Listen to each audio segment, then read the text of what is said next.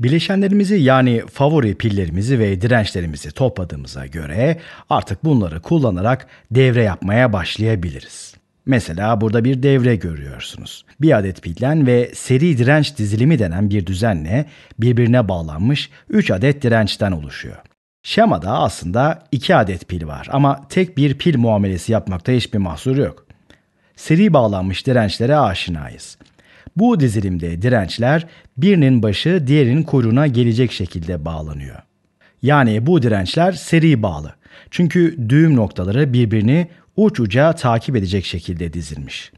Bunun seri bir direnç devresi olduğunu bu dizilimden anlıyoruz. Dirençlerimizi isimlendirelim. Bu R1 olsun. R2 ve R3. Pilimize de V diyelim. Burada bilinmeyenimiz ne? Devreden geçen akım. Biz akımı bulmak istiyoruz. V'yi biliyoruz, I'yı bulmaya çalışıyoruz. Şimdi biz I'ya dair şunu biliyoruz. R1 direncine giren I akımının tamamı R1'in diğer ucundan aynen çıkar. Çünkü çıkmak zorunda. İçeride birikecek hali yok. R2'den de aynı şekilde çıkar ve R3'ten de aynı şekilde çıkar. Sonra da çıktığı yer olan pile geri döner. Bu seri bağlı dirençlerin karakteristik bir özelliği. Seri bağlantıda bileşenler uç uca bağlanır. Bu da tüm bileşenlerden yani tüm dirençlerden aynı akımın geçtiği anlamına gelir. Dikkat edin. Çünkü buradaki kilit nokta bu.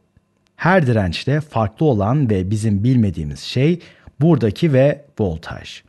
Buna V1 diyelim. Bu V2 artı eksi. Bu da V3 artı eksi. Yani genel olarak eğer bu dirençler farklı değerlere sahipse içlerinden geçen akım aynı olduğu için bu 3 voltaj birbirinden farklı olacaktır. Bunu bize Ohm yasası söylüyor. Şimdi seri dirençlere dair şöyle bir soru sormak istiyorum. Seri bağlı bu 3 direnci kaldırıp yerine aynı akımın geçmesini sağlayacak tek bir direnç koyabilir miyiz? Şu an önümüzdeki soru bu. Evet, şimdi bir takım gözlemler yapacağız. Elimizde eski dostumuz Ohm yasası var.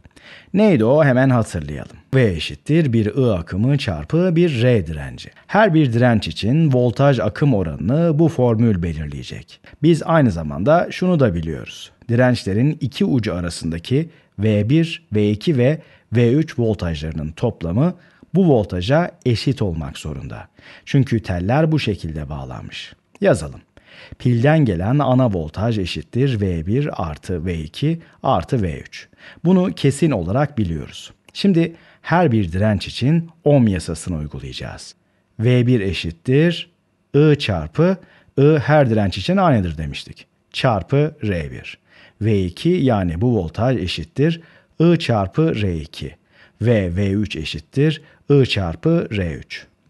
Gördüğünüz gibi eğer elimizde 4, 5 veya 6 direnç olsaydı bunun gibi 4, 5 veya 6 denklemimiz olacaktı. Yani seri bağlı her direnç için bir denklem olacaktı. Şimdi bu voltajları bu denklemde yerine yazarak bir gözlem yapacağız. Yerlerine yazalım.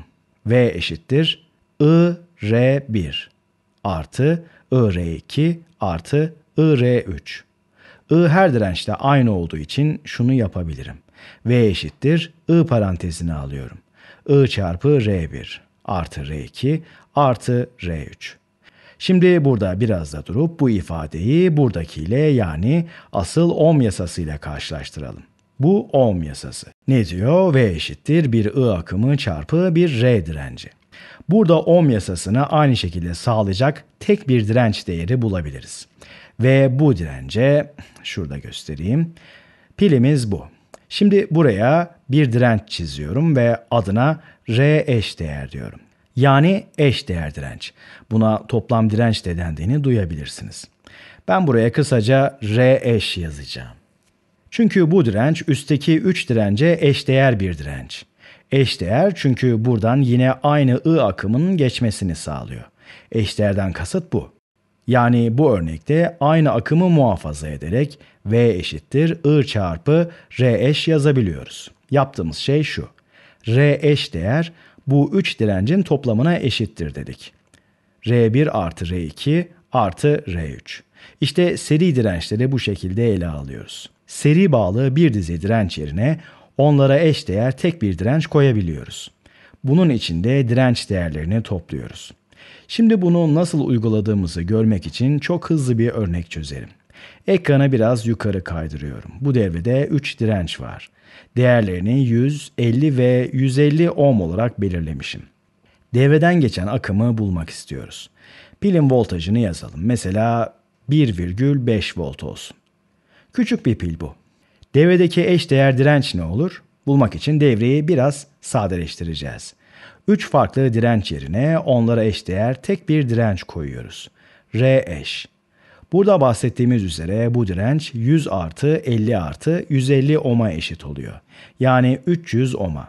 Demek ki bu devredeki eşdeğer direncin değeri buymuş.